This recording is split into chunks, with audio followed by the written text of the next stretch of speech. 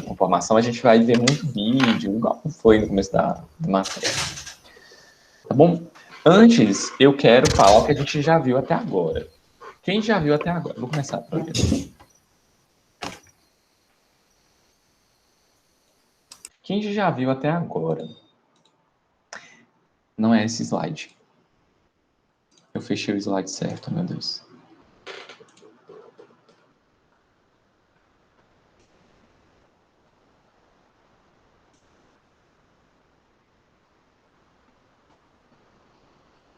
E, gente, eu sei que minha câmera também tá um pouco escura hoje, perdão, mas é porque eu não tô em casa, eu tive que vir a Guanambi hoje. Tá, então vocês estão vendo o meu slide. O que a gente viu até agora? A gente viu, basicamente, fundição. Eu tentei dar bastante detalhe, vocês viram que a gente viu fundição com bastante detalhe, né? A gente viu os tipos de fundição, a gente viu as classificações, né, por fundição por moldes colapsáveis ou por moldes permanentes, e também os modelos, né, modelos permanentes, modelos colapsáveis ou semi-permanentes. Então, foi isso que a gente viu, mais ou menos. Todos aqueles processos, fundição em molde de areia, cera perdida, coquilha, centrifugação, a gente viu tudo aqui. E agora a gente vai começar o processo que a gente conhece como conformação. Então, lembram lá que fundição, a gente trabalha com metal acima da sua temperatura de fusão, certo? Então, vai ter o metal derretido. Em conformação, a gente já vai estar com material sólido, abaixo da sua temperatura de fusão. Então, essa é a primeira diferença. E aqui, o principal ponto de diferença entre conformação e o que a gente conhece como usinagem é que, na conformação, a gente não utiliza tensões acima da tensão de ruptura. Na usinagem, a gente retira o material. Então, a gente está retirando o material da peça. Aqui em conformação, a gente está com tensões abaixo. Então, a gente vai dobrar, conformar, né? A palavra certa é conformar. A gente vai conformar o metal, tá bom? Então, nessa aula, na verdade, é nesse slide, tá bom? Então, esse que será visto hoje, na verdade, é o slide. Nesse slide tem processos gerais de conformação, conformação, os tipos laminação, extrusão e trefilação. A gente tem outros tipos. A gente tem, além desses três, a gente tem forjamento e conformação de chapas, que a gente conhece também como estampagem. Então, aqui a gente consegue ver nessa foto os tipos de... Oh, meu Deus, não é isso aqui, não, aqui. Os tipos aqui, né, de fundição. Então, de fundição não, de conformação. Então, que eu falei, tem forjamento, laminação. Forjamento é você moldar o material entre duas placas, né, com compressão. Com placas, não, entre duas outras punções, podem ser punções, né, posso chamar de punções. A peça tem que estar com a temperatura alta, né, e você vai dar esse formato aí com compressão. Em laminação, a gente vai passar essa peça por dois cilindros. Podem ser cilindros ou podem ter outros tipos de material, mas o mais fácil aqui para a gente entender agora são cilindros. Então, a gente vai pegar uma... Pode falar. Aham, entendi a laminação. Mas elas não são nem um pouquinho aquecidas? Por exemplo, o forjamento que a gente viu lá no vídeo que você passou pra gente do History, elas têm um pouco Isso. de... Forjamento, geralmente, sim. Forjamento, sim. Forjamento é com temperatura mais alta, no geral, Aham. por conta do tipo de deformação. De deformações são mais altas. Laminação, eu tenho os dois tipos. Eu tenho tanto laminação a frio quanto a quente. Tá bom? Beleza. E o clássico exemplo que vocês podem pensar para laminação é como a gente consegue fabricar folha de alumínio, essa folha de papel alumínio que vocês têm em casa de vocês. Aquilo é fabricado passando um tarugo, não é tarugo que fala, um lingote de alumínio por rolos laminadores até ficar naquela espessura, tá bom? Começa com laminação a quente e o final por laminação a frio. Trefilação vocês mais ou menos conhecem. A gente viu um processo bem semelhante em materiais poliméricos, que foi... Era na hora de colocar... Que passava da rosca, que fazia o aquecimento, e passava Tinha por um um processo de negócio. extrusão que era também que puxava, né? Uhum. Era um tipo de extrusão que puxava. Era conhecido como trefilação também lá. Era trefilação o nome lá também. Tinha extrusão, então extrusão aqui vocês já conhecem também, é bem semelhante, só que as ordens das deformações são diferentes, né? E esses 4 aqui de baixo, né, estiramento, repuxo, dobramento, conformação aqui e corte, é o que a gente conhece como estampagem, né, que são conformações de chapas. Então são esses 5 aí no geral. Corte, a gente passa da tensão de ruptura, né? É como se fosse uma exceção, à conformação. Na verdade, a gente vai ver que os processos em si, eles não são, às vezes eles misturam um com o outro, eles não são assim, dentro de caixinhas. Isso daqui é extrusão pura, isso daqui é laminação pura.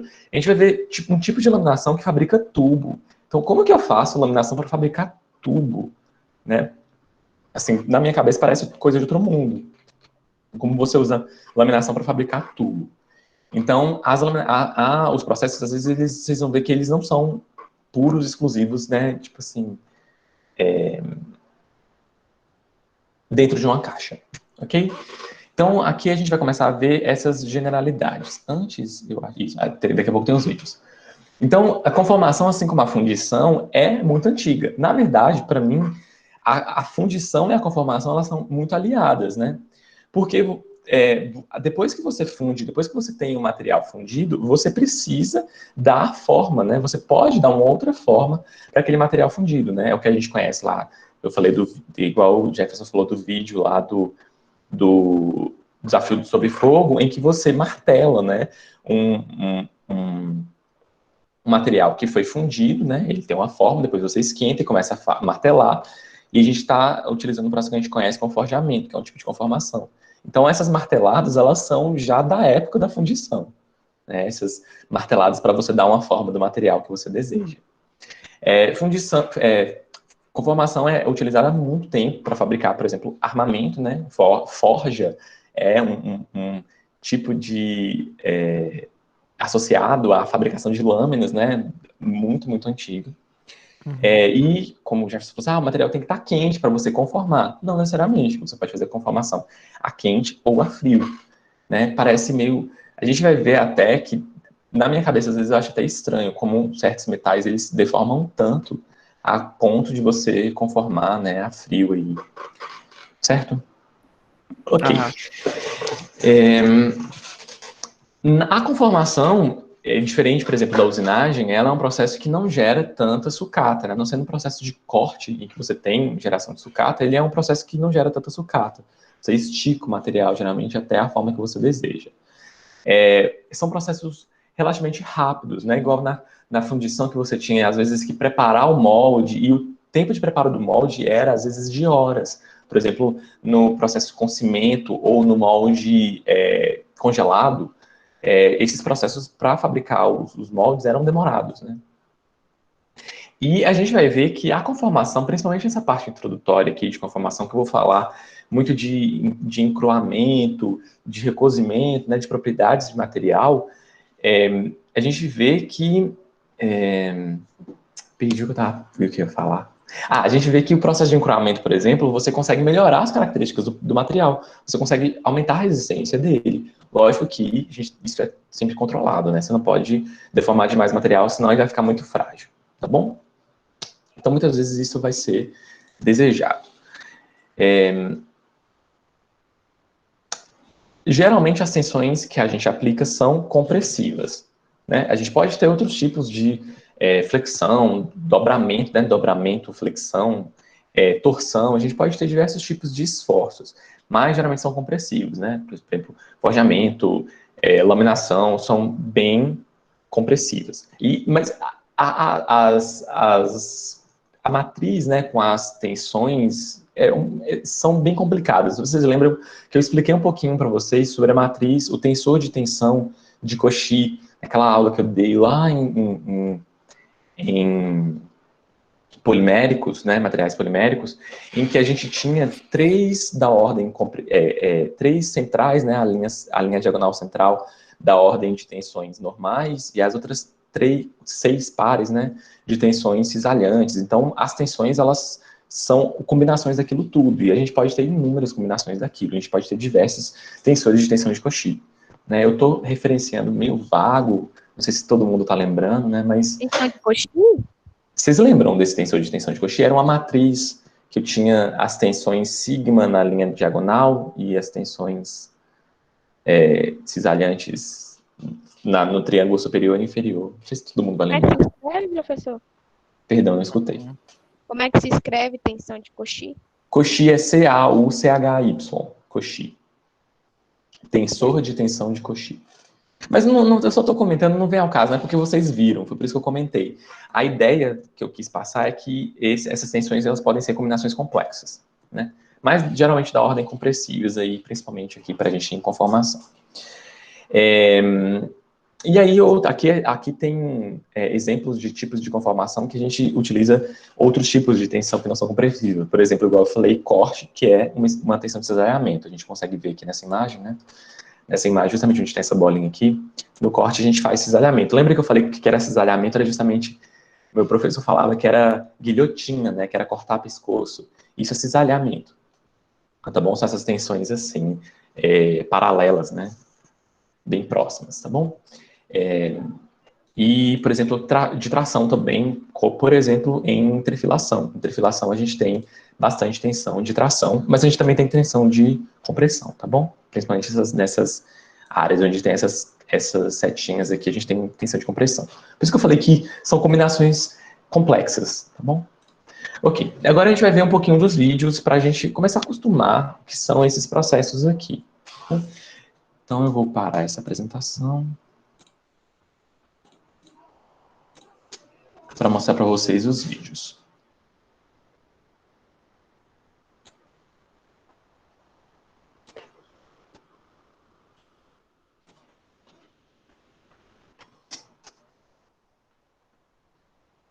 Gente, quando eu faço as aulas, só um comentário aleatório, perdão, enquanto eu estou compartilhando aqui. Quando eu faço as aulas com antecedência, parece que não é a mesma coisa quando eu falo essas aulas mais próximas, sabe? Parece que o conteúdo fica bem mais na minha cabeça, assim, quando eu faço as aulas pró. Mas por isso que eu geralmente tento fazer as aulas de véspera. Não é nem questão, eu me planejo, né? Eu faço os slides e tal. Mas eu tento sempre revisar e mostrar os vídeos na véspera, porque fica muito mais dinâmica a minha aula, eu acho. É É um bom ponto quando que... tem vídeo, alguma outra coisa assim. Como é que é, perdão? Os vídeos Tem mesmo, eu não vídeo. vou ficar vendo todos os vídeos todas as vezes, né, para dar aula. Uhum. Mas vamos lá. Então, esse vídeo aqui, deixa eu lembrar o que é. Esse aqui é de forjamento. Ah, lembrei o que é esse vídeo. Eu vou tirar a música, que sempre dá problema para mim, né, no YouTube. Esse vídeo de forjamento aqui é bem interessante. Ele é um forjamento de peças muito, muito grandes. Né? A gente tem um certo fascínio por entender como são fabricadas essas peças muito grandes, né? Então aqui vocês conseguem ver essa peça, essa cor rubra, ela tá muito quente, só que tá na temperatura abaixo da temperatura de fusão, né? Claro. E ela está sendo conformada. Vocês estão vendo aí que é uma espécie de uma punção aí dentro de um anel, e ele está dando esse formato côncavo para essa peça, né? Isso é um tipo de forjamento bem drástico aí, né? Bem extremo. Vocês conseguem ver, depois a gente vai voltar, lembrem desse nome que eu vou falar para vocês aqui. Vocês estão vendo essas manchas pretas na superfície do material? Como se fossem umas escamas, né? Isso, a gente chama de carepa. Isso são formações de óxido. Esses óxidos, eles ocorrem justamente por conta do material estar na temperatura muito alta, né? A gente sabe que metal, ele é reativo. E quando ele está na temperatura alta, pelo fato da temperatura estar muito alta, as moléculas, os átomos do metal, eles ficam muito, muito agitados, né? E eles reagem muito mais fácil. E aí formam essas camadas de óxido. Muitas vezes esses óxidos, eles são bons para a gente, né? Por exemplo, no alumínio é o que confere a característica de Resistir à oxidação, né? resistência à oxidação que ele tem. Mas no aço isso é bem ruim, né? No aço carbono, por exemplo, ó, tá vendo como que geralmente quando passa, né, descama. Isso é perda de material, é material que tá indo embora. Uhum.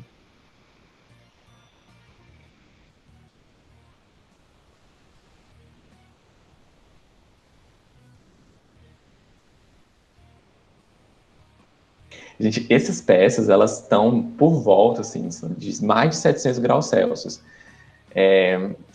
Seria muito interessante se um dia vocês, se eu conseguisse, se a CFG conseguisse levar vocês a uma siderúrgica, assim, mas eu acho extremamente improvável, infelizmente. Mas É isso difícil é conseguir. tão quente, mas é tão quente. Eu não consigo explicar.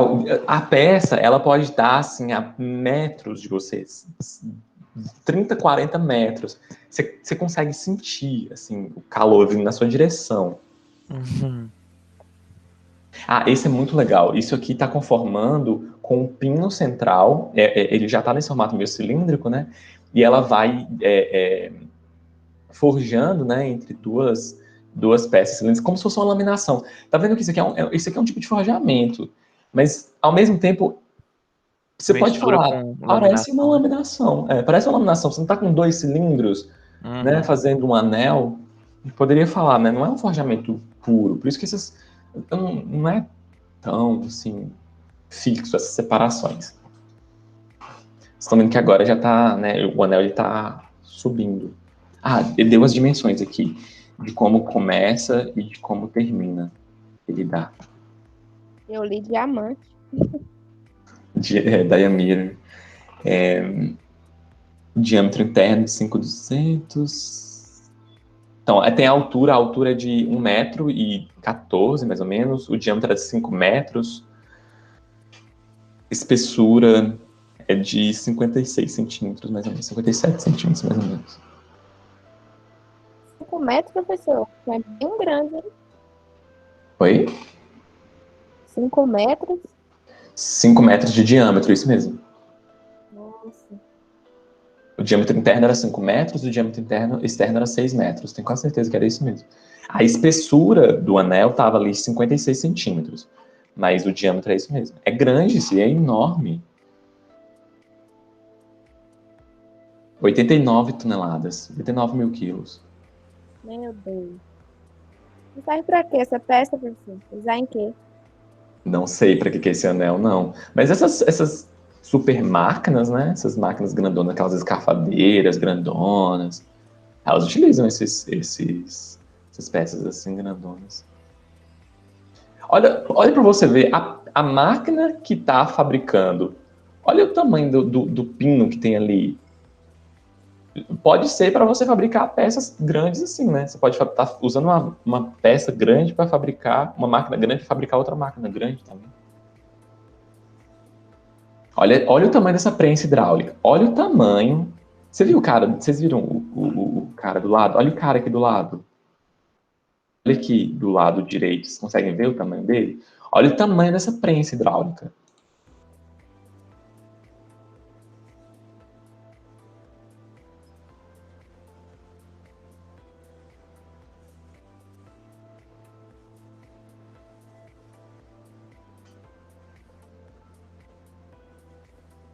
Vocês ficam vendo que ficam caindo umas coisas, parece líquido que está caindo.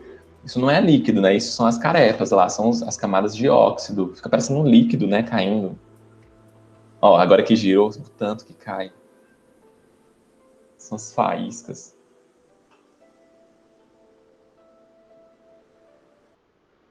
Vamos ver outro vídeo. Eu vou voltar na apresentação só para mostrar para vocês o que a gente está vendo, contextualizar de novo.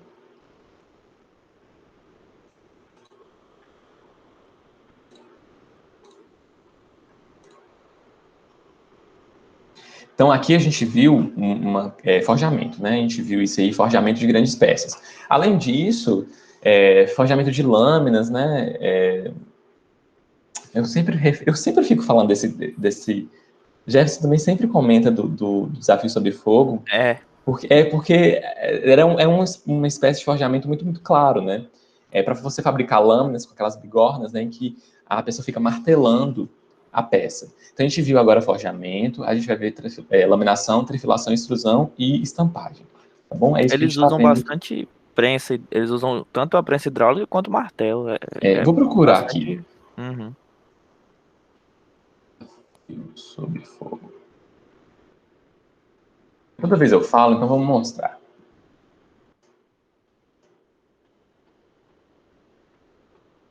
Eu acho interessante essas coisas. Lá no Netflix também tem um.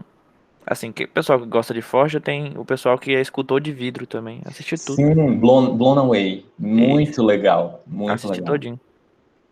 Nossa, eu assisti em 5 dias, as 2 temporadas. É interessante pra descansar depois do almoço, alguma coisa assim. Esse aqui que é o vídeo que eu tô falando, essa série que eu falo pra vocês. Essa daqui é da América Latina, né? Tem a versão América Latina e tem a versão americana também. Então, aqui, a estrutura do episódio, mais ou menos, são pessoas que competem para fabricar lâminas, né? Geralmente lâminas históricas. Então, vamos ver mais ou menos qual a lâmina que eles vão fabricar hoje. Então, ó, revelou. Essa lâmina que eles têm que fazer aqui nesse desafio. Bom, então são dados para eles, geralmente. Vocês estão vendo que cada um está na frente de uma bigorna. Então, a bigorna é a parte de baixo do punção. A gente poderia usar duas. Uma prensa hidráulica seria um metal embaixo e a prensa se deslocando em cima, né? No caso, eles podem usar a bigorna e martelo, que é o clássico de forjaria de lâmina, né? De arma. Então, aqui é uma espécie de Acabamento? damasco, né? É um damasco onde tem essas lâminas que eles têm que ficar colocando várias camadas de metal e depois torcer e tal. Padrão cruzado são tipos de damasco. Podem jogar na internet depois, esses damascos são caríssimos, né? Essas lâminas de damasco. Aí, ó, estão vendo ele fazendo? Isso aqui é forjamento. Ó, fica batendo. Isso aqui tem alguém batendo com martelo e tem um cara usando a prensa hidráulica. Ninguém mandou uma mensagem. Tem uma temporada aqui no Brasil? Tem. Tem. Eu vi uma vez de uma mineira, um paulista, um carioca. Eu tive um colega de matéria que ele trabalhava com isso. Lá na outra faculdade. Ele ganhava um dinheirinho. Eu já Lá. pensei, sabia, em fazer com essas coisas, mas eu não tenho Os nem equipamentos, porte né? físico pra poder fazer essas Ele coisas. começou bem com coisas bem básicas. Martelo, ele fez o próprio forno dele e depois ele Uhum. foi comprando. E ele vendia umas facas R$ 300, R$ 200, umas coisas bem caras. Muito massa. Gente, é uma ideia aí de negócio. Eu acho que tem pouca gente aqui em Guanambi que faz esse tipo de coisa. Pra quem gosta, dou E tem maior campo, tem apoio e bastante chama campo, ainda. pessoal. Então vamos ver agora um exemplo de. Oi, professor, coloca esse aí de novo, por Posso favor. colocar? Deixa eu colocar o som. Sem a música. Forjadores, já passou a primeira hora. Restam 3 horas de trabalho. Sai. Ó, ele vai dar uma têmpera. Não, ele não tá laminando. Forjando ainda. O que eu vejo é que há 3 deles com muita quantidade de material Sim. e um deles grande. O que eu decidi fazer foi Que sabe. Buraco, o padrão não sai. Você quer ver o que em específico, Priscila? Você quer que eu volte aonde? Lá um pouquinho no início. Não é no início. Onde o pessoal tava em pé. Frente à bigorna? Isso. Aqui, tipo por aqui. Como sempre, vocês terão 10 minutos para desenhar suas armas, mas nesta ocasião terão 8 horas para forjá-las. Isso aqui é bastante. O pior de terão as finais. Que tiver 10 Você vai testando, né? lâminas e um manequim balístico. Essa parte? Você queria ver? Eu não sei o que você quer ver. Mais pra frente um pouquinho, professor. Depois que ele fala, não sei se você adiantou. É uma adaga de mão esquerda, onde tem que ter uma Mais um lâmina pouquinho pra frente. e um Tendo só esse material, Difícil. Aí mais não limpo vai- possível.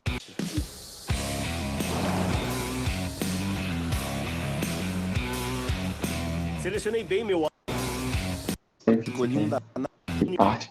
É o quê? É eles juntando os metais para fabricar? Não sei. Isso é na parte que ele tá como se ele estivesse serrando alguma coisa.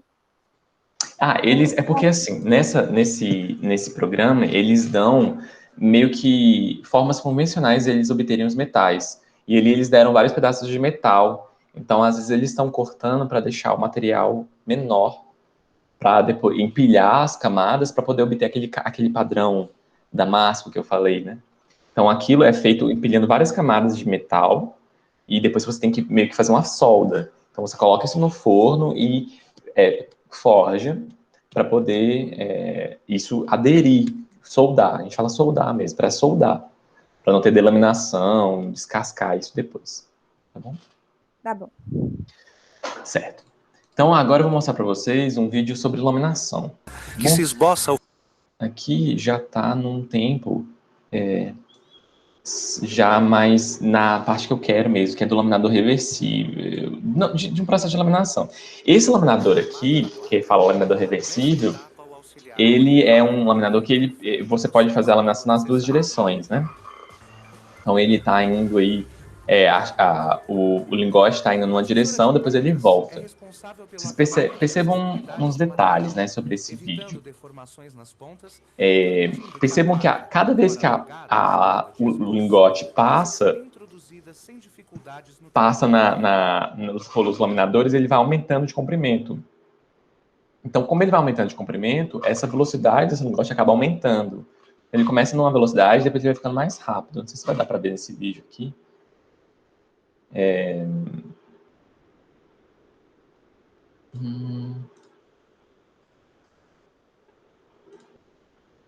Aqui ele já tá na parte... Essa água que está passando, ela está resfriando os cilindros laminadores, tá? Que essa laminação aqui, ela é ar quente. Então, o lingote, ele tem que estar aquecido. Percebam como está bem maior e está começando a ficar mais rápido, vocês estão vendo isso? Então, eu falei do calor. Nessas siderúrgicas, nessa parte onde tem essa parte de laminação, é muito quente, muito abafado. Porque essa água que está resfriando esses cilindros laminadores, ela vaporiza, né? E o ambiente fica muito insalubre, assim, fica muito, muito quente, né? Aqui já tá acabando. Então, eu imagino que vocês conseguiram ver como a lâmina vai ficando mais rápida à medida que ela vai ficando mais fina. E depois que ela laminou aqui, que ela ficou mais fina, e isso depois pode ser enrolado nesse formato aí de bobina, né? Que tem essa parte da bobinadora. Geralmente o aço é vendido em bobinas mesmo. Isso, exatamente. Se você passar perto de alguma siderúrgica grande, você vai ver que os caminhões que passam, eles passam ou com bobina ou com fios, né? Os catálogos que você vende, você vê lá, tá escrito, né? Bobina e tal. Você pode comprar em placa também, mas depende muito da aplicação. Mas uma das maiores partes principalmente para quem não tem máquinas muito grandes. Então, quem mexe com metal, conforma metal, por exemplo, para fazer telha, para fazer algum padrão. Tem uma metalúrgica aqui em Guanambi. Provavelmente eles compram bobinas, justamente porque você consegue retirar essas placas e trabalhar, né? Bom, exige menos esforço da máquina para poder laminar para poder conformar essas placas. Pode falar. Não, tava falando que não exige maquinário tão pesado. Exatamente, é isso mesmo. O próximo vídeo, se eu não me engano, é do Canal do Mundo. Do Manual do Mundo, né? Manual do Mundo. Isso, do Manual do Mundo. Para trás desse vídeo, esse vídeo tem 10 minutos, eu selecionei o tempo aqui justamente quando ele começa a falar de laminação. Para trás desse vídeo, ele está falando de como obter alumínio. Então é bem legal, é uma siderúrgica de fabricação de alumínio, né? Então vocês tem todo o processo de... eu esqueci como é que chama, o que eu estava querendo falar, que tem o nome de um cara... Ah, tá, não. Não, tem do alumínio em específico, para você obter o alumínio, para tirar o do óxido, é um processo que tem o nome de um cara. E aí ele explica por que para fabricar alumínio é caro. É bem legal, né? Esses vídeos do Manual do Mundo, eles são muito bons. Então, quem quiser, né, eu recomendo ir assistir o vídeo todo. Nessa parte aqui, já chegou no cilindro laminado. No cilindro laminado, eu acho que sim. Chegou nessa parte do cilindro laminado. Então, tem aqui, ó, os lingotes. Não chegou, não. Tem os lingotes e tem os tarugos. Eu vou aumentar para vocês explicar. Os que eles fabricam aqui são esses. O lingote e o tarugo. É um cilindro imenso de alumínio. A diferença entre lingote e tarugo é que geralmente o tarugo é associado a padrões cilíndricos, tá? E os dois vêm de processos de fundição. A gente viu lá da fundição, esses lingotes, esses tarugos, aí, geralmente eles vêm dos processos de fundição. Conseguir ver o alumínio líquido se transformando nessas coisas. O lingote e o tarugo são usados para fazer tudo que você possa imaginar de alumínio, desde panela de pressão até bicicleta.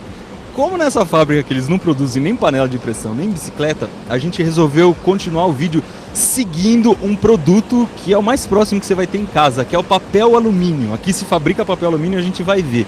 Só que o papel alumínio não vem nem do tarugo e nem do lingote, ele vem de uma coisa que se chama rolo caster. E esse aqui é o rolo. Seu microfone tá mutado, professor. Obrigado. Esse é o cilindro laminado, foi o que eu falei lá, né? Que era o que ia fabricar o papel alumínio. O rolo caster, ele tem mais ou menos 9 toneladas e 8 milímetros de espessura. Eu tô meio longe assim porque ele ainda tá pegando fogo, porque ele acabou de ser feito. Vamos lá ver. Para fazer o rolo caster, o alumínio sai daquele forno que a gente já viu e vai descendo por gravidade aqui. Ele vai passar por um tratamento de argônio para tirar algumas impurezas, depois por um filtro, e aí ele acaba numa bacia onde ele vai ser injetado entre esses dois rolos. Esses cilindros têm duas funções. A primeira, que é meio óbvia, é de amassar o alumínio para ele ficar na forma correta. A segunda é de esfriar o alumínio que estava líquido. Então por dentro deles passa água que fica refrigerando o tempo inteiro. Mesmo assim, essa chapa de alumínio que está saindo daqui está em 600 graus Celsius. Então, tem um detalhe. Na verdade, essa água, ela está resfriando, não é o alumínio. Nesse momento máquina, aqui, né? é a máquina. Nesse momento, a gente ainda deseja que o alumínio seja quente. Porque aqui a gente está fazendo laminação a quente, tá? A gente está fazendo laminação a quente. Na laminação a quente, a gente pode deformar mais. E outro detalhe que vocês estão vendo, que vocês veem aqui nesse vídeo, é que a máquina gira muito devagar, vocês viram? Quase parando, assim. É muito devagar mesmo aqui, ó. Vou passar sem alta para vocês verem a máquina girando. Por que a máquina está girando devagar aqui?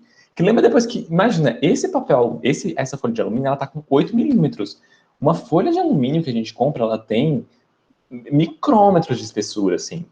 Então, isso vai ficar muito fino. E essa velocidade com que esse papel ele vai aumentando, né, papel alumínio vai aumentando, vai ficar muito grande. Então, por isso que no começo do processo ele está bem devagar. Porque cada vez que ele passa no laminador, a lâmina vai ficar cada vez mais rápida. E você não pode ter uma velocidade muito alta no final do processo, tá bom?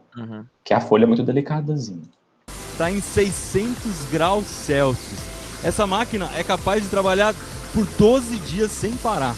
Esse negocinho se mexendo que você está vendo em cima do cilindro é um spray de água com grafite. Ele serve como antiaderente. Se você não passar isso, corre o risco da chapa grudar uma na outra na hora de enrolar. Exato. E aí é a parte escura que vocês veem no papel alumínio, aquela parte mais escura. O papel alumínio ele é tão fino, ele não fala isso no vídeo, o papel alumínio ele é tão fino que para você laminar a folha de alumínio, você não consegue laminar uma folha só, você lamina duas, uma contra a outra. Então são duas folhas sendo laminadas juntas e depois essas folhas elas são enroladas cada uma num rolo. O caster vem aqui para essa área que se chama laminação. Claro que você não vai enrolar o seu frango com papel alumínio de aproximadamente 1 centímetro de espessura, né? Por isso aqui ele vai ser muito amassado. A máquina é bem lenta, ela funciona mais ou menos a 75 centímetros por minuto, o que dá 1 centímetro por segundo mais ou menos. Mas a gente olhando assim quase não dá para ver ela funcionando. E é nessa máquina que o rolo de alumínio caster vira papel alumínio. Ela funciona como uma espécie de máquina de fazer massa de pastel.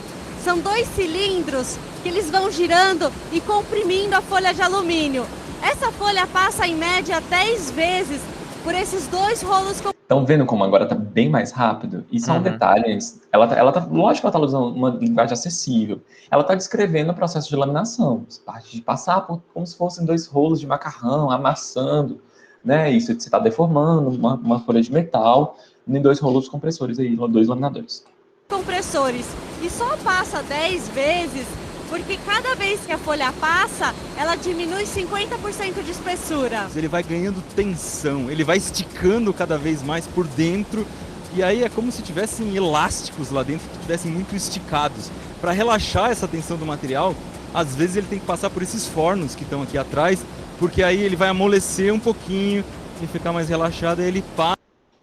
passa de novo pelos cilindros até virar papel alumínio. Então tá.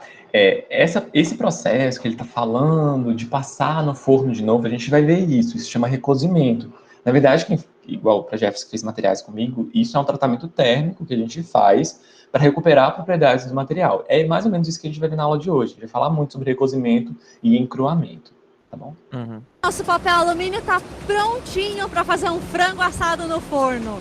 Mas ó, esse daqui ainda pra gente poder comprar, ele vai para outra empresa que vai enrolar em rolinhos menores pra gente comprar no supermercado. Acho que vale um joinha esse vídeo, né? E eu tô deixando aqui na descrição o link para os outros vídeos da série Bora Ver. Então é isso, gente. Eu espero que vocês... Eu gosto dos vídeos deles, assim, porque ele faz algo no Brasil que acho que quase ninguém faz, né? Que é esses tipos de vídeos de como é feito, como é esse processo, e tem muito caráter meio científico. Nos Estados Unidos tem muita gente que faz esse tipo de coisa, tem um muito famoso que chama Veritasium, que é excelente. Não sei se vocês conhecem. Ele é muito, muito bom. Tem coisas simples, igual o papel alumínio, ninguém imagina que é complicado de fazer, né? Porque Sim. a gente vê em qualquer lugar. Mas a maioria das coisas é bem difícil. Esse cara aqui, eu vou mandar no chat para vocês, se vocês quiserem, eu recomendo muito. Oh, meu Deus, eu copiei, foi o link do vídeo. É muito, muito bom. Quem fez não é o caso de nenhum de vocês, mas quem fez introdução à engenharia comigo, eu passei um vídeo num outro youtuber também, aproveitar para falar desses youtubers que eu acho que vale muito a pena, que é o Mark Robert. Não sei se eu já falei dele alguma vez, né, para vocês. Esse cara é sensacional para quem é engenheiro e gosta disso. Sensacional, é outro cara que eu recomendo, tá bom? Eu sempre passo vídeos deles na minha matéria de introdução à engenharia. Esse vídeo que automaticamente começou aqui é uma das séries mais famosas que ele tem, que ele falou que quando ele era pequeno ele gostava muito daquele desenho Esqueceram de Mim. E aí ele pediu coisas pelo correio e lá nos Estados Unidos é diferente do Brasil. Nos Estados Unidos eles deixam as coisas na sua porta. Eles não tocam a campainha e tipo esperam você abrir e tal. Eles têm uma notificação que você recebe tipo, no celular, sua encomenda chegou. E aí tem gente que rouba, né? E ele foi na polícia, foi falar isso, e o pessoal na polícia falou que não valia a pena o esforço, o dinheiro que a polícia tinha para ir atrás, mesmo ele tendo filmado, com o rosto do pessoal. E era tipo uma senhora, assim, bem asiática, assim, bem velhinha, assim, você nem vai imaginar que essa pessoa tá roubando. E aí ele faz um dispositivo, ele era engenheiro da NASA, isso mesmo. E aí ele faz um dispositivo com GPS, que tipo, quando a pessoa abre, dispara um fedor e joga glitter. É sensacional, sensacional. Bom, para quem recomendo muito, para quem quiser ver. Vamos continuar. Então agora eu vou falar sobre o processo. Agora são os vídeos de trefilação. Na verdade, eu vou dar um intervalozinho, gente, 5 minutos rapidão, só para eu pegar mais água, tá? Beleza. 8:02 a gente volta, rapidão. Beleza.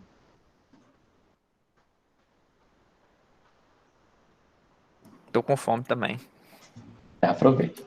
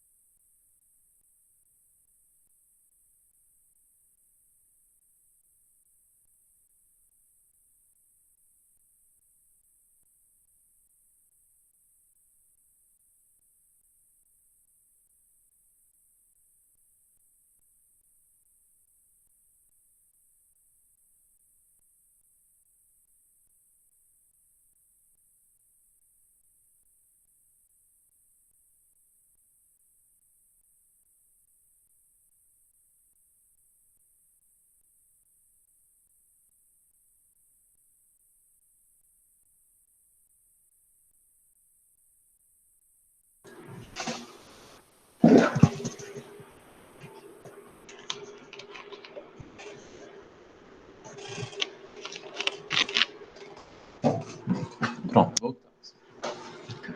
Então, estava falando do que mesmo? De trifilação. Então, agora eu vou mostrar para vocês o processo que a gente conhece como trifilação, que é justamente a fabricação de... é muito utilizado para fabricar fios, né?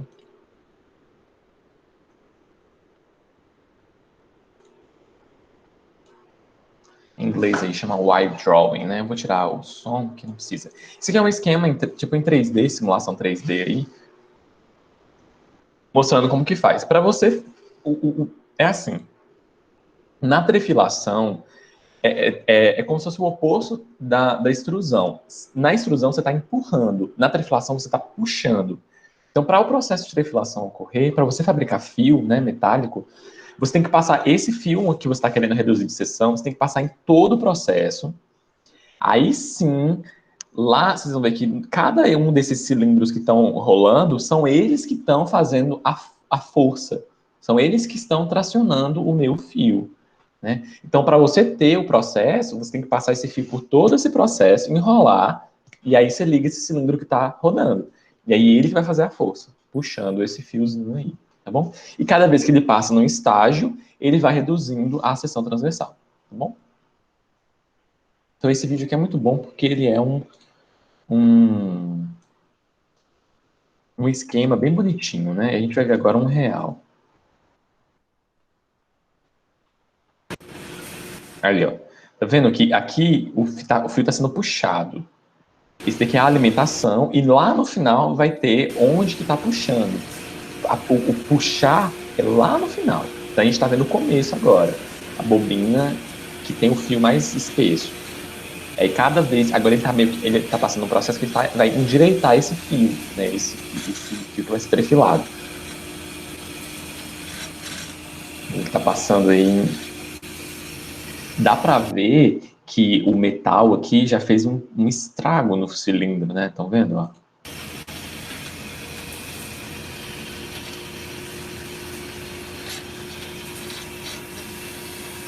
Agora ele já está mais reto, e aí isso aqui já é um estágio de laminação. Ele vai passando cada vez mais por outros estágios de laminação.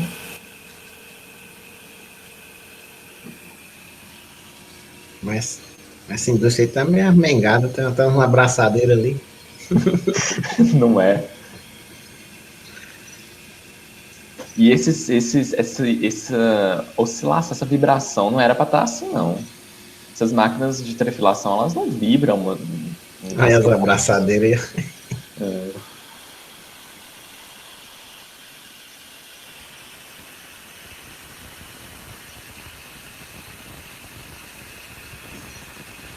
E aí aqui é onde está sendo enrolado, ó lá, está sendo enrolado, o fio está sendo enrolado lá no outro lado.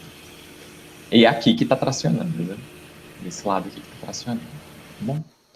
Então esse é o processo que a gente conhece como trefilação. Agora eu vou mostrar para vocês a extrusão. Extrusão vocês já conhecem, né? Eu vou passar rapidinho, só para vocês verem como que é diferente para metal.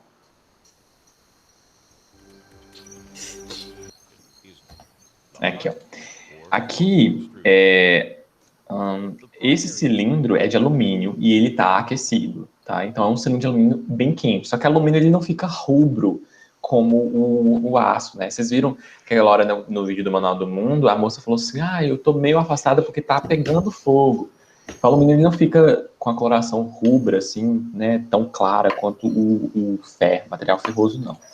Mas esse alumínio ele tá quente e que é uma extrusão direta. Então aqui foi um cilindro que vai dar origem ao meu extrudado, e esse daí é um punção que vai empurrar esse alumínio, esse cilindro de alumínio, por uma matriz. Os nomes são os mesmos. Vocês lembram lá que a gente chama de matriz?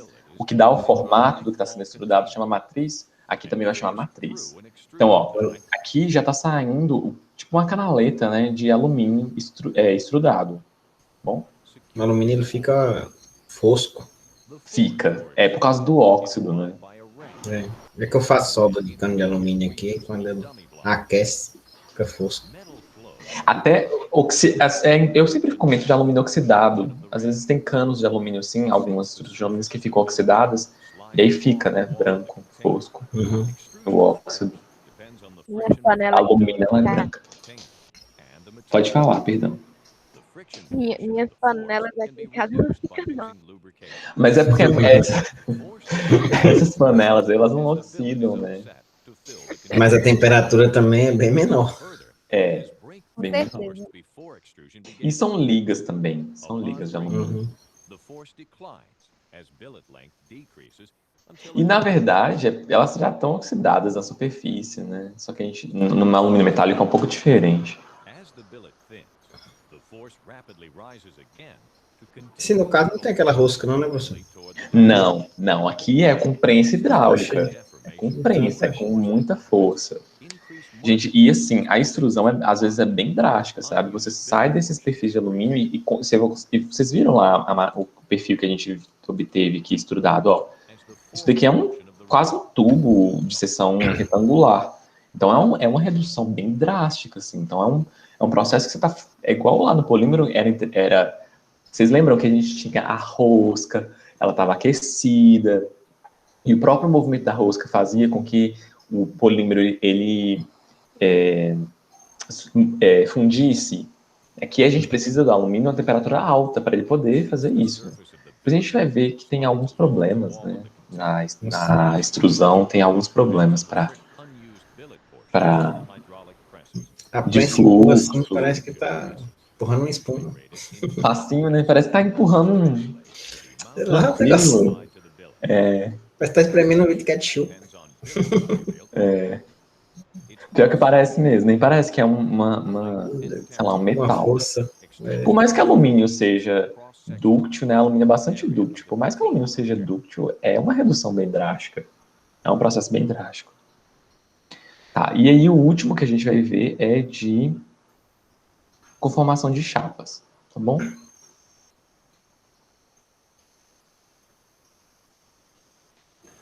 Outro processo muito comum. A gente viu forjamento, trefilação. Forjamento, trefilação, e agora conformação. Extrusão, laminação e agora estampagem. Ok. Que é conformação de chapas. Esse vídeo desse cara, ele tem vários vídeos, é tipo um curso de formação de técnico. A estampagem se dá por tração. Aí ele explica, né? Eu vou diminuir o volume aqui para mostrar. Ah, eu lembrei que esse vídeo tá péssimo.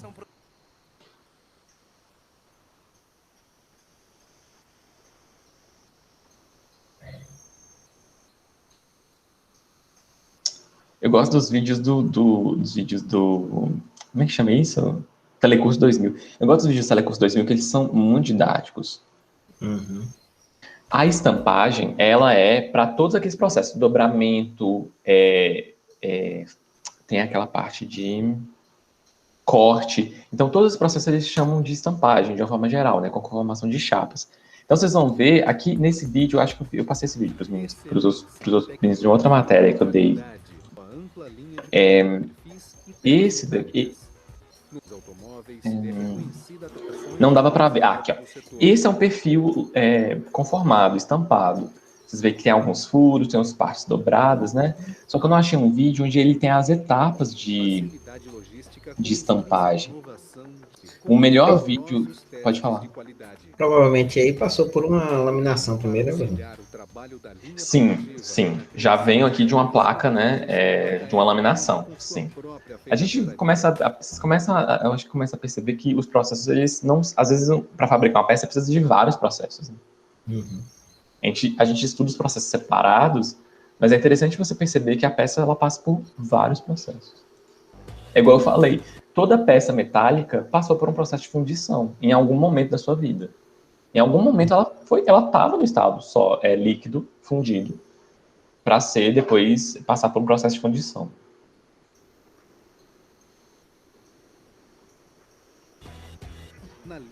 Aqui tem essas estampadoras, né? Aí vocês veem que tem uma máquina enorme que pega essa chapa e conforma ela no formato que a gente deseja.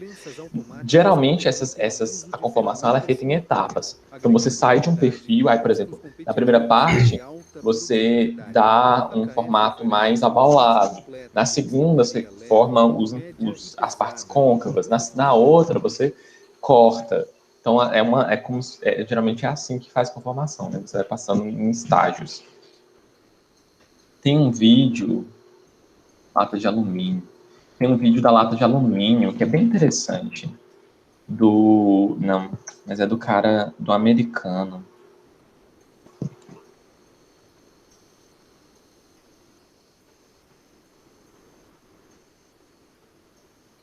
Alumínio. É esse aqui. Esse daqui, ó, dá para perceber como a gente sai de uma chapa e a gente passando por um processo de estampagem, a gente consegue chegar na latinha. Então, por exemplo, a gente saiu literalmente de uma chapa, né? Aqui tem o processo, eu acho. Esse vídeo aqui é bem bom.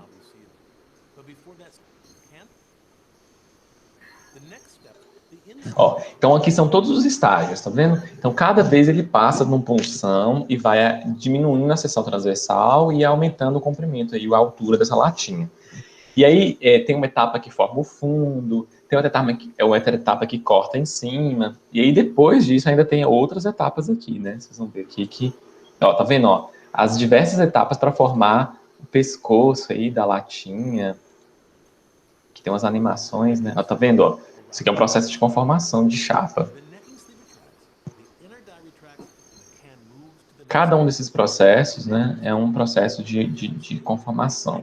E aí, depois tem essa parte, depois encaixa com a tampa. E tal. Esse vídeo é muito bom também. Muito, muito bom. Ele começa falando por que a latinha é cilíndrica. Tem altas explicações. Muito bom esse vídeo. Vou deixar aqui, se alguém quiser ver depois, mandar para vocês no chat. Pronto, então eu passei dessa parte aí dos vídeos para mostrar para vocês. Vamos voltar na apresentação.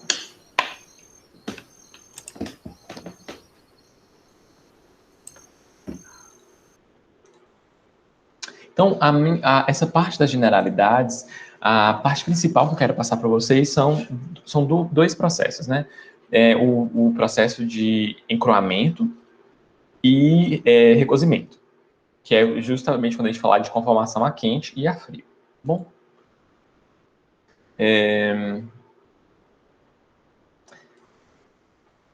certo. Aqui nessa parte de definições aqui, fala sobre quais são os tipos de deformação que a gente pode ter na conformação. No caso de conformação, a gente não pode ter deformação elástica, né? Porque a deformação elástica, ela volta.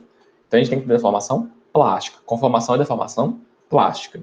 Então, a gente tem aí deformações plásticas de uma maneira geral na placa, né? Onde está separado aqui, ou localizadas, onde a gente pode, às vezes, passar, né, de tensões aí bem elevadas, você acaba gerando encroamentos bastante acentuados e tal. Bom, essas são definiçõezinhas, que eu vou passar os slides mais rápido, só para mostrar as partes que eu quero. Aí depois vocês, na hora que vocês estudarem, vocês vão lendo, assim. Aí tá falando os processos separadinhos. Tá, quais são as propriedades que a gente deseja para que a gente consiga conformar um material? A gente quer que o material ele seja facilmente deformado, ou seja, a gente quer que o material tenha uma tensão de escoamento reduzida, né, e uma alta ductilidade. Ele pode ter uma baixa tensão de escoamento, mas ele pode ser frágil também, né? Então a gente quer um material dúctil e com uma baixa tensão de escoamento. O alumínio, né, se encaixa muito bem nisso. Alumínio, latão também é um material que se encaixa, são materiais que se encaixam bem nessas para conformar, né? Que o alumínio é bastante dúctil e tem uma tensão de escoamento bem menor que a do aço. Mas ao mesmo tempo, você pode utilizar de artifícios para poder manipular essas propriedades. Como? Por exemplo, com temperatura. Quando você aumenta a temperatura de um material, você afeta a propriedade dele. Quando você aumenta a temperatura, você diminui a resistência mecânica, de uma forma geral, por exemplo, a tensão de escoamento, e aumenta a ductilidade. Ele consegue deformar mais, né? Absorver mais energia para deformar também. Um parâmetro muito importante, né, em conformação é taxa de deformação. A gente vai falar bastante quando eu falar de laminação. Ok, o que acontece com o material quando a gente passa do limite elástico e a gente entra na parte plástica? A gente começa a inserir no material o que a gente conhece, chama de discordâncias. Então, essas deformações, essas discordâncias desses planos, dessas microestruturas, acabam gerando para a gente esse aumento dessa densidade de discordâncias, acaba gerando um efeito global na peça que a gente conhece como encroamento. A gente aumenta a resistência mecânica dessa peça. Então, eu vou falar um pouquinho, né? Na verdade, isso aqui seria uma revisão da parte de materiais, tá bom? Mas como eu não sei se vocês viram ou não, eu vou explicar. Tá bom? Ok. Microscopicamente, a estrutura do material metálico, ela é em células, né? A gente tem as células aí, geralmente nos metais, ou são cúbicas ou são hexagonais. Então, esses átomos, eles estão organizados em padrões regulares. Por exemplo, como a gente está vendo aqui. Só que existem defeitos nesse padrão regular. Bom, esses defeitos são conhecidos, né, como discordâncias. Quando esses são conhecidos como discordâncias, quando a gente tem um defeito em toda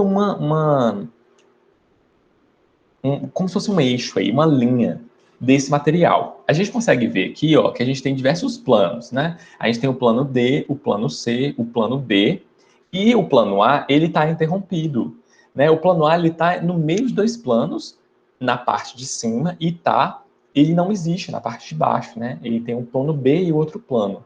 Isso é o que a gente conhece como uma discordância linear aí. Bom, essas discordâncias, elas são inseridas nas peças metálicas, na rede cristalina metálica, quando você faz uma deformação, né? Então, aqui a gente está falando da teoria da deformação. A deformação plástica ocorre quando essas discordâncias, elas se movimentam. Então, quando você está realizando um tensionamento da peça, você está fazendo com que, microscopicamente, esses planos, eles estão se movimentando. Então, a gente consegue ver aqui, justamente, o movimento de uma discordância. É assim que, microscopicamente, o material se deforma. Então, quando a gente, por exemplo, estica um elástico, né, um elástico não é um bom exemplo, porque o elástico está se deformando elasticamente. Mas o metal, quando, por exemplo, vocês viram lá na trifilação, que você tinha um metal de um tamanho, e você conseguiu aumentar o tamanho desse metal, permanentemente, você realizou uma deformação plástica nesse metal. Ok. O que você realizou microscopicamente? Você realizou movimento de discordâncias. E discordância é isso daqui, é esse defeito cristalino que a gente está vendo. Ok? A gente tem uma fotozinha bem clássica para a gente falar de movimento de discordâncias. Eu não coloquei aqui, mas eu vou procurar aqui para mostrar para vocês. A gente associa com uma lagartazinha andando. Aqui, essa imagem.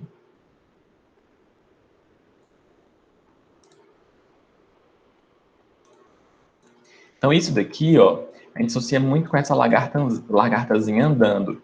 Então, é assim que uma discordância se movimenta, né? Como se você movimentasse... Eu também penso como se fosse um tapete. Você faz uma onda no tapete.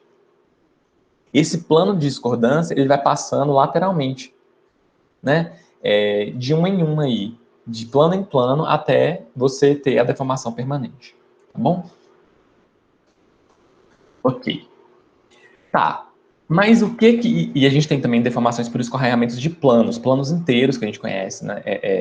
Esse daqui é quando tem cisalhamento. Mas aqui eu nem preciso chegar nesse detalhe. A gente pode só parar nessa parte aqui. Então, por exemplo, quando a gente lamina material, a gente está deformando o metal, fazendo com que esses planos eles cedam, né? E se deformem e tal, e fiquem alongados. O que aqui é quando acontece, por exemplo, pode ser uma laminação, a laminação fica desse jeito, alongado também. O que acontece com o material, né? Eu acho que eu vou adiantar isso, não. Vou na ordem aqui dos slides. Esse slide aqui, então eu estou falando, né, que a gente tem deformações quando a gente tem esse movimento de discordância nos planos cristalinos lá, e a gente tem a deformação plástica. Beleza. A gente tem aqui uma escala meio que prática, para saber quando a gente está trabalhando a frio e quando a gente está trabalhando a quente, né? Trabalho a quente, a gente fala, é quando a gente está perto da próxima temperatura de fusão do material. Então, se a gente pegar a temperatura ambiente, pegar a temperatura de fusão, né, TA e TM, e dividir essa escala aí, né? Entre acima de 50%, ele está falando que é trabalho a quente. Até 75% da temperatura de fusão. É uma escala prática. Lógico que cada metal é cada metal, não é 100%. Quando a gente está aí até 30% dessa escala, a gente tem que trabalhar frio. Daqui a pouco vai fazer sentido porque eu estou falando de cada uma dessas coisas. Tá. Quando a gente trabalha a frio, a gente deforma o material dessa forma aqui, que eu estou falando. Acontece um fenômeno no material que a gente conhece como encruamento. Encruamento é sinônimo de trabalho a frio, né? E acontece um endurecimento do metal. Ele vai aumentar a sua dureza e aumentar a sua resistência ao escoamento. Tá bom? Ah, professor, por que ocorre um aumento do limite de resistência do material, do metal, quando eu deformo ele plasticamente? Então, quer dizer que, por exemplo, que se eu pegar um frio e dobrar, quer dizer que ele ficou mais resistente ali onde eu dobrei, né, onde eu conformei? Sim, ele ficou mais resistente ali onde você conformou, tá? E esse processo chama encroamento. Qual que é a explicação científica para isso? Para que você tenha uma deformação no material de ordem macroscópica, que você consiga medir numa régua, por exemplo, né? Porque isso aqui que a gente mostrou, isso daqui é microscópico. Mas se a gente for medir, né, macroscopicamente, a gente medir numa régua, quer dizer que eu tenho diversos planos acontecendo essas discordâncias, esse movimento de discordância. Só que o material, ele é formado por grãos. A gente consegue ver aqui na minha estrutura que a gente tem grãos. E cada uma desses grãos, dessas barreiras aí, desses grãos, elas representam impedimentos para que essas discordâncias se movimentem. Essas discordâncias se movimentem. Então, os contornos de grão, eles representam uma dificuldade para que essas discordâncias caminhem. Assim como a densidade de discordância também representa um empecilho para que as discordâncias caminhem. Meio estranho, né? Quanto mais discordância você tiver dentro da estrutura, mais difícil vai ser com que as discordâncias caminhem. Mais difícil vai ser com que essas discordâncias façam esse movimento. E aí, por conta dessa dificuldade, né, quando você tem muita discordância lá dentro, quando o material está encruado, fica difícil para que essas discordâncias elas caminhem. Então, é essa a explicação científica do fato do material aumentar a dureza e aumentar a resistência mecânica quando você deixa o material deformado, num estado que a gente conhece como encruamento. Tá bom? Era isso. Certo. Isso era como se fosse uma revisãozinha de materiais, né? Para quem nunca viu, é a primeira vez que viu, eu tentei explicar aí o mais detalhado que eu pude, tá, gente? Ok? Qualquer coisa, vocês me mandam perguntas sobre encroamento, se ficou alguma dúvida, vocês podem falar agora também. Ok, o que vocês precisam lembrar é que quando você deforma o material, você faz um trabalho a frio, você encrua, você aumenta a resistência mecânica. Só que isso é problemático. Ao mesmo tempo que você aumenta a resistência mecânica, você aumenta a dureza, você deixa o material mais frágil, ou seja, ele perde ductilidade, e isso pode ser ruim. Então, você tem que planejar o seu processo, ok? Quando você faz uma deformação, por exemplo, você faz um estiramento no material, faz uma laminação, os grãos do material, eles alinham naquela direção. Isso é muito interessante, né? E aí, isso aí que a gente conhece como encroamento. Aqui a gente tem uma tabela que mostra como que o material trabalhado a frio aumenta a resistência à tração. Então, eu tenho aqui um aço doce, né, um aço 1010, um aço baixo carbono, e ele tem o estado normal dele, uma resistência de 33 kg/mm², e aí a resistência quase triplica quando você insere trabalho a frio no material. Bom? Só que, o que acontece com o alongamento, né, com a ductilidade não, com a tenacidade e a fratura, não, é ductilidade, com a ductilidade do material, com o alongamento, né, a ductilidade é medida em termos de alongamento. Ele cai em 17 vezes.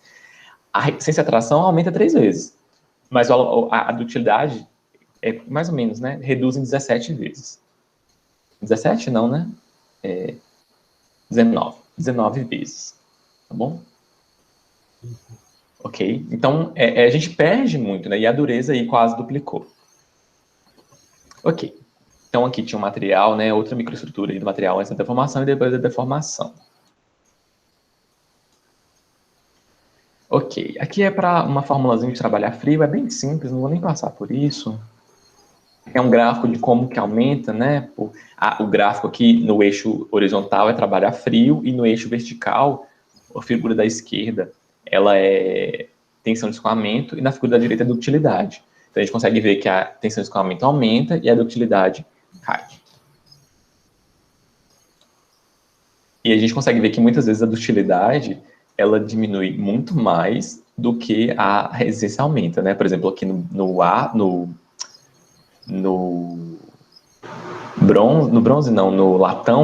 latão diminui muito, né? Vocês estão vendo que é uma queda bem acentuada. Ok. Certo. Então, a gente vai ver que para se trabalhar com material a frio, para conformar um material a frio, a gente tem que lembrar de quê? A gente tem que lembrar de encruamento. Existem algumas vantagens. Qual que são as vantagens de trabalhar a frio? A gente tem um aumento da resistência mecânica, a gente tem um acabamento superficial muito bom. O melhor acabamento superficial que a gente consegue ter é de laminação a frio. Pelo que eu estou lembrando, né, do que eu já estudei e tal. É um dos melhores acabamentos superficiais que a gente consegue ter de conformação, tá, gente? De conformação. É laminação a frio. Então, são processos a frio que conseguem dimensões melhores, né?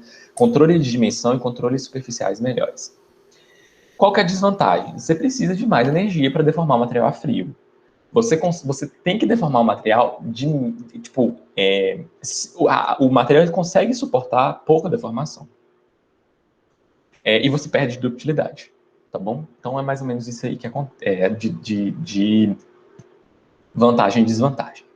Só que você pode pegar o processo, o material que está encruado, por exemplo, que está trabalhado a frio, e restaurar um pouco das propriedades dele de ductilidade antes da deformação. O que você pode fazer? Como é que você faz isso? Você faz isso com um processo que a gente conhece como recozimento, em que você dá um tempo para o material ter um processo de recristalização, de formar novos grãos, formar novos cristais para dar origem a novos grãos. Ok? Isso não é muito necessário quando o material está na temperatura quente. Porque quando ele está na temperatura quente, ele já tem energia para isso. Que é essa parte de cima da figura. Está vendo que o grão estava grande, você deformou, ele ficou alongado, mas depois ele voltou. Lógico, no estado menor, mas ele veio para uma estrutura circular, vamos dizer assim, né? Já no deformado, aqui a frio, a gente precisou aumentar a temperatura acima da zona crítica para depois voltar a um estado aí recozido, ok? O que acontece no processo de recozimento? No processo de recozimento, a gente tem 3 etapas, né? Recuperação, recristalização e crescimento de grão. Isso dependendo da temperatura que você está fazendo o recozimento e do tempo também. Quando você dá uma temperatura pequena, mas suficiente para ter recozimento, para ter recuperação, você vai ter uma modificação aí do estado de tensão. Você vai fazer com que as discordâncias caminhem um pouco, perdão, e o material fique menos encruado. Tá bom? Faz sentido, né? Você esquenta o material como se ele tivesse energia suficiente para os grãos se reacomodarem um pouco. Uhum. Se você mantém a temperatura por mais tempo e aumenta, a gente tem um processo conhecido como recristalização, que você vai ter a formação de novos grãos. E se você aumenta mais ainda a temperatura, você vai ter esses grãos crescendo. Quanto maior o tamanho do grão, menor vai ser a resistência do material e maior vai ser a ductilidade. Foi o que eu falei lá. Lembra que o contorno de grão, ele impede que a discordância caminhe. Por isso que o contorno de grão pequeno aumenta a resistência do material. Bom? Aqui é um gráfico que mostra como a tensão de escoamento diminui com esse processo, né? Vocês estão vendo que esse gráfico aqui veio para baixo, veio o gráfico de baixo aqui. Então, a gente tem recuperação, recristalização e crescimento de grão. E como a gente tem aqui, a tensão de escoamento, a gente tem tensile strength diminuindo e a ductilidade aumentando. Tá bom? Então, foi isso é o que eu quero que vocês gravem, né? Quando você faz recozimento, você aumenta a ductilidade, diminui a resistência mecânica, resistência ao escoamento. Quando você trabalha a frio, você aumenta a resistência mecânica, aumenta a dureza e diminui a tenacidade, a ductilidade. Tá bom? Certo. Aqui são detalhes. O que acontece em cada um, eu já falei isso.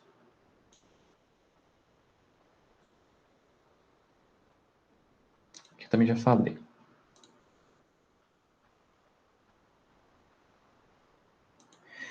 E aqui, então, trabalhar a quente é como se você já estivesse dando uma temperatura suficiente para o material reacomodar os grãos. Então, a gente consegue ver o material sendo laminado, o grão alongando, mas depois o grão já está reacomodando lá depois. Então, quais são as vantagens, né, as características e vantagens de trabalhar a quente?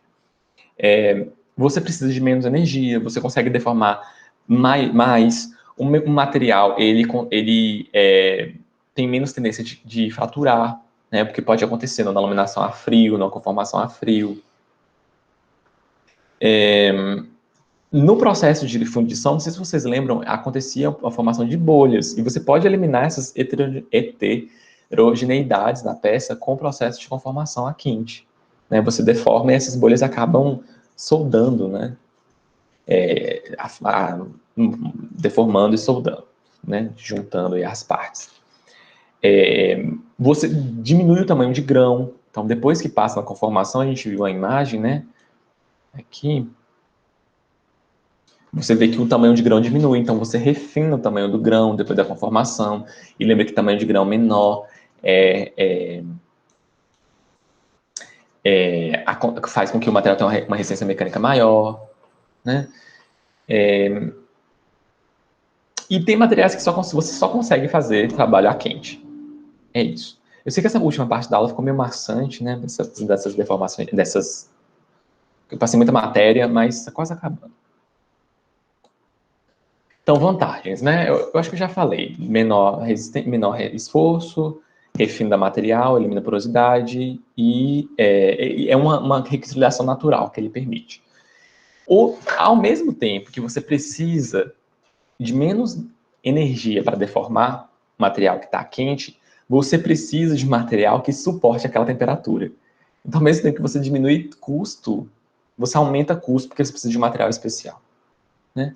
Outra desvantagem é a formação das carepas, daqueles óxidos lá no material. Né? Então, a gente está perdendo material. E você não consegue uma tolerância dimensional boa. Você não consegue sair de um processo de laminação a quente, por exemplo, e ter uma dimensão de projeto. Né? É mais difícil de controlar.